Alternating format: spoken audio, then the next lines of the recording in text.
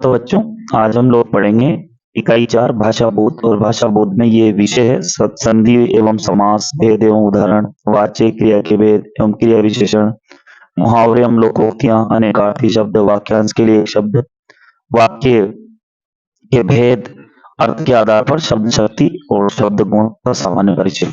मैं आपको थोड़ा सा बता दूं कि इससे पहले मैंने जो वीडियो बनी है उसमें इनके जितने भी वस्तुनिष्ठ प्रश्न थे, सारे वस्तुनिष्ठ प्रश्नों को आपके सामने हल करवा दिया। जो निधानात्मक जो पुस्तक है हमारी, है ना, और इसमें जितने भी महत्वपूर्ण ये जो ये हमारी जो पुस्तक है निधानात्मक, इसमें जितने भी वस्तुनिष्ठ प्रश्न थे इसी तरह के वो पूरे करवा दिए हैं। और अब हम लोग लघुत्तरीय प्रश्न जो दो दो अंक के प्रश्न हैं उनकी ओर चलेंगे और उनके हल को देखेंगे। तो चलते हम लोग लघुत्तरीय प्रश्नों की ओर और देखते हैं। बहुत महत्वपूर्ण पुस्तक है, तो इसके जो भी प्रश्न है वो बहुत महत्वपूर्ण है परीक्षा की दृष्टि से, तो हमें इनको अच्छे से तैयार करना है। अब इनके जो लघुत्तरीय प्रश्न है दो दो अंक के, उनमें पहला प्रश्न है संधि किसे कहते हैं और संधि के भेद लिखिए।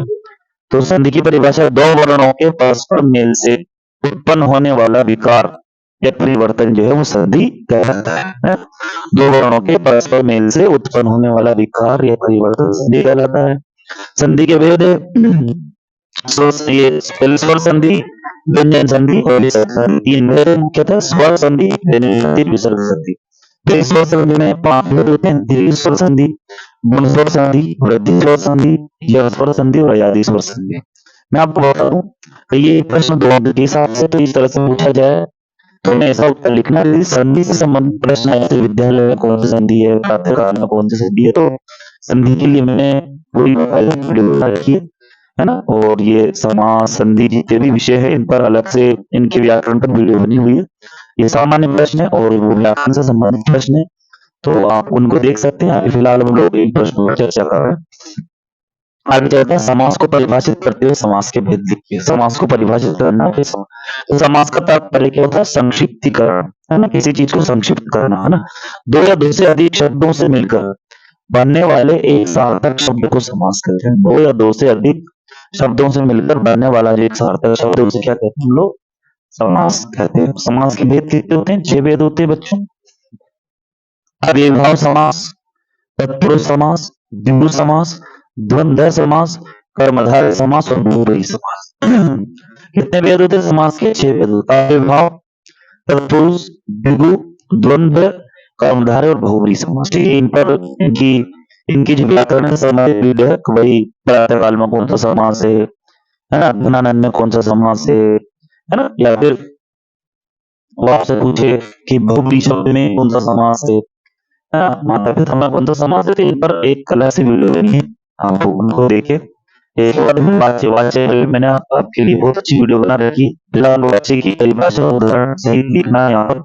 तो देखते हैं परिभाषा क्या है। क्रिया के जिस रूपांतर से ये जाना जाए कि क्रिया द्वारा किए गए विधान अर्थात कही गई बात का विषय करता है, कर्म है या भाव है, उसे वाच्य कहते हैं ना।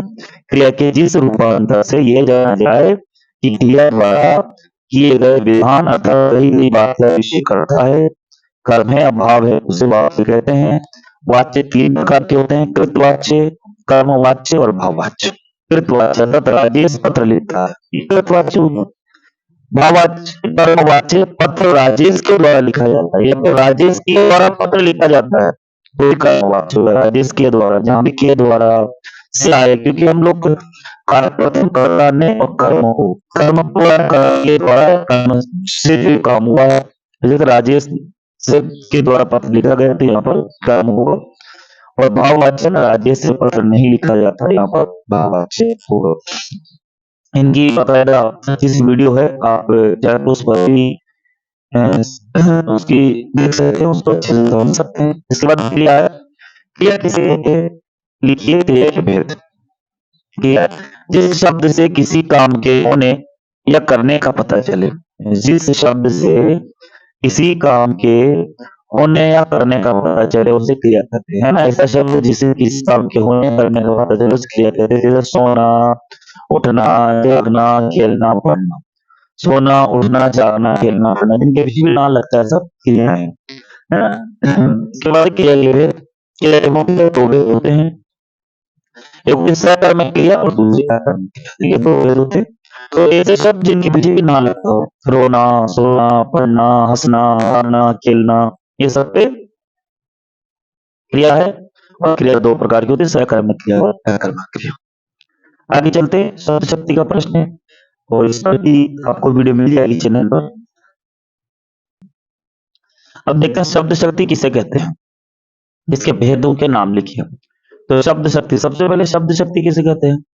तो शब्दों के सार्थक अर्थ का बोध कराने वाली शक्ति को शब्द शक्ति कहते हैं ना। शब्दों के अर्थ का बोध कराने वाली, शब्द का जो अर्थ है उसका बोध कराने वाली शक्ति को हम क्या कहते हैं? शब्द शक्ति कहते हैं। बहुत आसान ये। और इसके बाद तीसरा शब्द शक्ति, ये शब्द शक्ति के प्रकार लिखने हैं। तो 3 प्रकार होते हैं, अभिधा, लक्षण और व्यंजन। ठीक है, तो शब्द शक्ति के प्रकार पूछे जाए, अभिधा, लक्षण और व्यंजन। फिर इनकी जो पूरी डिटेल है, पूरा विवरण है, आपको शब्द शक्ति के वीडियो में मिल जाएगा। चलते हैं मान ली। फिर अगला प्रश्न है, लक्षणा शब्द शक्ति किसे कहते हैं? लक्षणा, तो जिस शब्द शक्ति से प्रचलित अर्थ या मुख्य अर्थ का बोध न होकर उससे संबंधित अन्य अर्थ का बोध हो, उस लक्षणा शब्द शक्ति कहते हैं। लक्षणा शक्ति, लक्षणा शब्द शक्ति कहते हैं।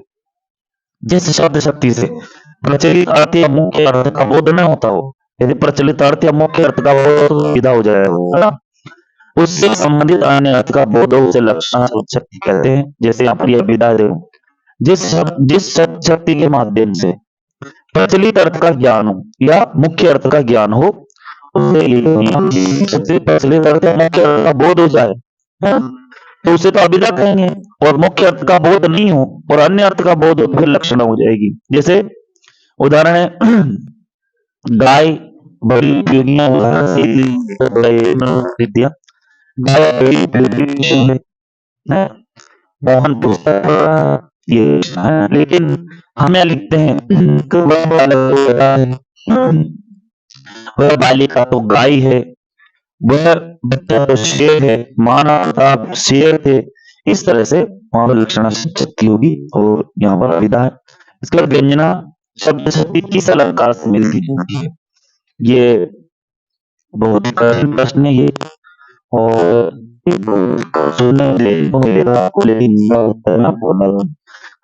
शब्द शक्ति जो है वक्रोक्ति अलंकार से मिलती जुलती है। आगे चलते, प्रश्न नंबर 9, अन्य कार्तिक शब्द क्या होते हैं? अन्य, तो नाम से पता चल रहा है है ना, इसको विवरण करेंगे। तो अनेक है ना, अनेक धनार्थी है ना, तो अनेक धन अर्थी हो जाएगा। तो अनेक अर्थ है ना, जिन शब्दों के एक से अधिक अर्थ होते हैं उन्हें अनेक अर्थ कहते हैं। बहुत सारे शब्द होते हैं जिनमें बहुत सारे अर्थ होते हैं, जिसका के उसके बहुत सारे अर्थ होता है, सोना होता है, अनाज होता है। ये क्या हो गया? अनेक अर्थ हो गया। आगे समझ में। इसके बाद फिर है ना, अगला है गति, दशा, अवस्था, फल, इस तरह से ये। अगला प्रश्न है 10वां है, सूचना लेखन किसे कहते हैं? ये बहुत महत्वपूर्ण प्रश्न परीक्षा में आता है, ध्यान रखेंगे। सूचना कम शब्दों में औपचारिक शैली में लिखी गई संक्षिप्त जानकारी होती है। सूचना कम शब्दों में औपचारिक शैली में लिखी गई संक्षिप्त जानकारी होती है। किसी विशेष सूचना को सार्वजनिक करना सूचना लेखन होता है। ठीक है, सूचना का मतलब क्या होता है? कम शब्दों में औपचारिक शैली में, है जो बिल्कुल वैधानिक शैली में होती है, औपचारिक शैली में होती है, उसमें लिखी गई संक्षिप्त जानकारी को हम सूचना कहते हैं। और फिर किसी विशेष सूचना को यदि हम सार्वजनिक कर दें लिख करके, जैसे अखबार में दे दें, जो पत्रिका समाचार पत्र में, तो वह सूचना जो है वो सूचना लेखन बन जाती है, सूचना लेखन उसे कहते हैं। इसके बाद शब्द गुण, इसका एक नाम है काव्य गुण। ठीक है, इसका एक और नाम है काव्य गुण भी कहते हैं इसे, है ना, काव्य गुण। तो काव्य गुण है ये इसका नाम। तो शब्द गुण और काव्य गुण, ठीक है, मैं यहाँ लिख देता हूँ, काव्य गुण भी कहते हैं इसको, है ना, या इसको काट देते हैं, काव्य गुण शब्द गुण को काव्य गुण भी कहते हैं। तो इसकी परिभाषा, पहले प्रश्न है शब्द गुण किसे कहते हैं और फिर इसके भेदों के नाम लिखिए। तो बहुत आसानी है भी, रस के उपकारक स्थायी धर्म शब्द गुण, इसकी परिभाषा क्या है, रस के उपकारक स्थायी धर्म शब्द गुण कहलाते हैं, है ना। इस पर भी मैंने पूरी वीडियो बना रखी है ना, शब्द गुण आपको वहां भी अच्छे समझ में आ जाएंगे। काव्य के शोभा कारक धर्म अथवा रस के उत्कर्ष के कारण शब्द कहलाते हैं, उत्कर्ष के कारण शब्द, ये छूट गए शायद यहाँ पर, शब्द गुण कहलाते हैं, अब यहाँ जोड़ लें, शब्द गुण कहलाते हैं। काव्य के शोभा कारक धर्म तथा रस के उत्कर्ष के कारण जो है वो क्या कहलाते हैं, शब्द गुण कहलाते हैं। क्या कहलाते हैं, शब्द गुण कहलाते हैं। शब्द गुण के भेद,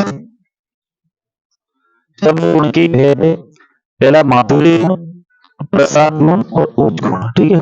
तो रस के उपकार स्थायी धर्म शब्द गुण कहलाते हैं, काव्य के शोभा कारक धर्म तथा रस के उत्कर्ष के कारण इसे ये शब्द गुण कहलाते हैं। शब्द गुण के तीन भेद होते हैं, माधुर्य गुण, प्रसाद गुण और ओज गुण, ठीक है। इनका विवरण हम जो है वीडियो बना रखी है, उसमें देख सकते हैं।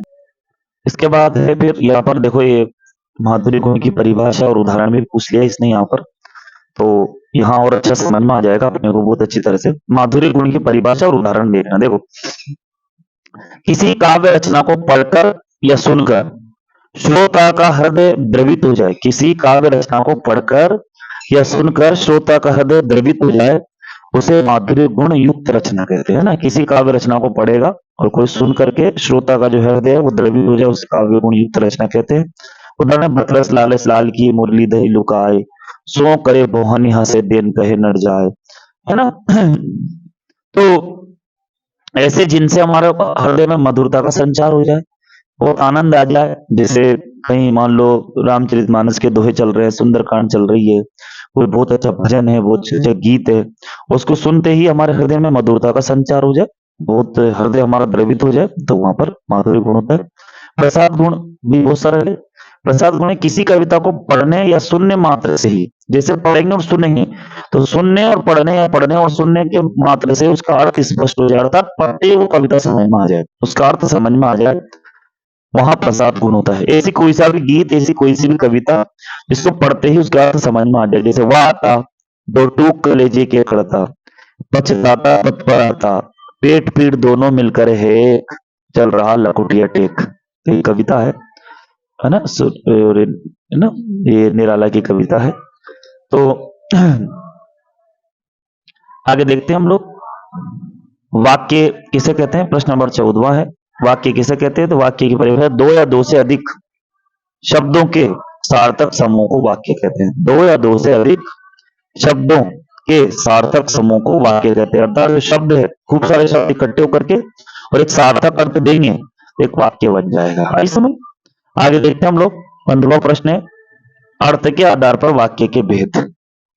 तो अर्थ के आधार पर वाक्य के भेद लिखिए। तो अर्थ के आधार पर वाक्य के कितने भेद होते हैं, 8 भेद होते हैं, है ना। पहला विधानवाचक, निषेधवाचक, आज्ञावाचक, है ना। चौथा नंबर पर पहला विधानवाचक, दूसरा निषेधवाचक, तीसरा आज्ञावाचक, चौथा विस्मयादिवाचक, पांचवा संकेतवाचक, छठा संदेहवाचक, सातवां प्रश्नवाचक और आठवां इच्छावाचक, ठीक है। इसके बाद प्रश्न नंबर 16 है, संधि एवं समास में अंतर लिखना है। तो बहुत सरल है प्रश्न भी, देखो, संधि में 2 वर्णों का योग होता है ना, संधि में 2 वर्णों का योग होता है, जबकि समास में 2 पदों का योग होता है। संधि में 2 वर्णों का योग होता है, जबकि समास में 2 पदों का योग होता है। और दूसरा अंतर है, संधि के 3 प्रकार होते हैं, जबकि समास के 6 प्रकार होते हैं, है ना। संधि के कितने प्रकार, 3, समास के 6 प्रकार होते हैं। इसके बाद तीसरा अंतर है, संधि को तोड़ना विच्छेद कहलाता है, जबकि समास को तोड़ना विग्रह कहलाता है ना। संधि को तोड़ना विच्छेद कहलाता है, जबकि समास को तोड़ना विग्रह कहलाता है। हालांकि 2 अंक में आएगा, तो आपको 2 ही अंतर याद करने हैं, लेकिन मैंने आपको 3 अंतर लिख दिए हैं ताकि आपको आसानी हो जाए। याद करने में और आप सरलता से इस प्रश्न का उत्तर परीक्षा में दे सके, इस इनको ले दी आपके लिए। और बिल्कुल बहुत सरल और बहुत सटीक और बहुत आसान है ये याद करना, बहुत ही आसान, सटीक और सरल है। आप लोगों को आशा करता हूँ समझ में आएगा, क्योंकि मैंने कहीं पर भी आपकी बिल्कुल कठिन स्तर को ध्यान रखा है, कठिनता के स्तर को ध्यान रखा है। कोई भी प्रश्न का उत्तर लिखते समय, बनाते समय इस बात का ध्यान रखा उसको अधिक से अधिक मैं सरल बना सकूं, ताकि आपको आराम से याद हो जाए। मुहावरा किसे कहते हैं? तो सबसे पहले तो है मुहावरा जो है वो कौन सी भाषा का? अरबी भाषा का। तो मुहावरा शब्द आपको कभी भी परीक्षा में कहीं भी आगे काम आएगा। तो मुहावरा शब्द जो है ये कौन सी भाषा अरबी भाषा से लिया गया है, जिसका अर्थ है अभ्यास करना, ठीक है। मुहावरा शब्द कौन सी भाषा से? अरबी भाषा से। इसका क्या होता है? अभ्यास करना, ठीक है। अब मुहावरा ऐसे वाक्यांश जो सामान्य अर्थ का बोध न कराकर किसी विलक्षण अर्थ की प्रतीति कराते हैं, अर्थात किसी विलक्षण अर्थ का बोध कराते हैं। ऐसे वाक्यांश जो सामान्य अर्थ का बोध न कराकर किसी विलक्षण अर्थ की प्रतीति कराते हैं, फिर विलक्षण अर्थ का बोध कराते हैं, उसे मुहावरा कहते हैं, ठीक है। आगे देखते हैं हम लोग। और फिर ये आपको बताइए मुहावरा शब्द जो कौन सी भाषा से? अरबी भाषा से लिया गया है, जिसका अर्थ होता है अभ्यास करना। इसके बाद फिर लोकोक्ति किसे कहते हैं ना, लोकोक्ति में अभी मैं आपको ये देखते हैं लोकोक्ति किसे कहते हैं। फिर आपको कुछ महत्वपूर्ण मुहावरे, कुछ महत्वपूर्ण लोकोक्तियां जो परीक्षा की दृष्टि से महत्वपूर्ण है उनको समझा दूंगा। सबसे पहले लोकोक्ति संस्कृत भाषा का शब्द है, इस बात का ध्यान रखना। मुहावरा अरबी भाषा का शब्द था और लोकोक्ति संस्कृत भाषा का शब्द है। लोकोक्ति शब्द लोक धन उक्ति दो शब्दों से मिलकर बना है। लोकोक्ति किससे बना? लोक धन उक्ति दो शब्दों से मिलकर बना है, जिसका अर्थ है लोक में प्रचलित उक्ति या कथन। जिसका क्या अर्थ है? लोक में प्रचलित उक्ति या कथन, इन्हें कहावत भी कहा जाता है। तो लोकोक्ति संस्कृत भाषा का शब्द है।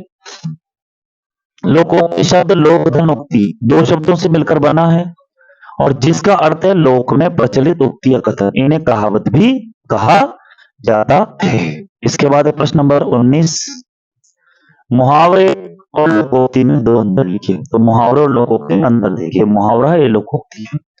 पहला मुहावरा वाक्यांश होता है ना। अंतर क्या है इनमें देखते हैं। तो मुहावरा क्या होता है? एक वाक्यांश होता है, जबकि लोकोक्ति पूर्ण वाक्य होती है। ध्यान रखेंगे, ये बहुत महत्वपूर्ण प्रश्न है और इसका उत्तर भी बिल्कुल मैंने आपके लिए साधारण भाषा में तैयार किया है। पहला मुहावरा वाक्यांश होता है और लोकोक्ति पूर्ण वाक्य होती है। दूसरा है मुहावरे में लक्षणा की प्रधानता होती है। मुहावरे में इसकी प्रधानता होती है, लक्षणा शब्द शक्ति की प्रधानता होती है, जबकि लोकोक्तियों में व्यंजना शब्द शक्ति की प्रधानता होती है। इस बात का ध्यान रखेंगे। मुहावरे में लक्षणा की प्रधानता होती है और लोकोक्तियों में व्यंजना की प्रधानता होती है। एक तीसरा अंतर है, मुहावरा शब्द अरबी भाषा का है, जबकि लोकोक्ति शब्द जो है संस्कृत भाषा का है, ठीक है। और भी कई सारे है, इसके बहुत सारे अंतर मैं आपको बता सकता हूँ और इसके लिए मैंने भी एक अलग से वीडियो भी बना की केवल अकेले मुहावरे लोकोक्ति में अंतर। लेकिन हम सभी जानते हैं दो अंक में प्रश्न आए तो दो में उत्तर देना है, तो ही अंतर चाहिए हमें। देखो दो अंतर लिखे हैं, तो दो अंतर लिखेंगे तो हमारा काम चल जाएगा। इसीलिए मैंने यहाँ पर ये प्रश्न इस तरह से साधारण भाषा में आपके सामने दे दिया है, बहुत ही आसान और सरल शब्दों में है ये। प्रश्न नंबर 20वां है, क्रिया विशेषण किसे कहते हैं, है ना। क्रिया विशेषण किसे कहते हैं, ठीक है। जो शब्द क्रिया की विशेषता बताते हैं क्रिया विशेषण कहते हैं। बहुत आसान है।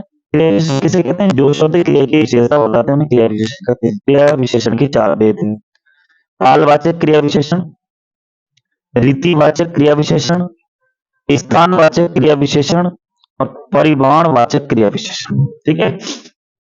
कालवाचक क्रिया विशेषण, रीतिवाचक क्रिया विशेषण, स्थानवाचक क्रिया विशेषण और परिमाणवाचक क्रिया विशेषण, ये चार क्रिया विशेषण हैं। तो है ना, इनके जब क्रियापद है तो गौर व्याकरण का पूरा बिंदु मैं आपके सामने समझा दूंगा। इस पर भी वीडियो अपने पास, आप उसको भी देख सकते हैं।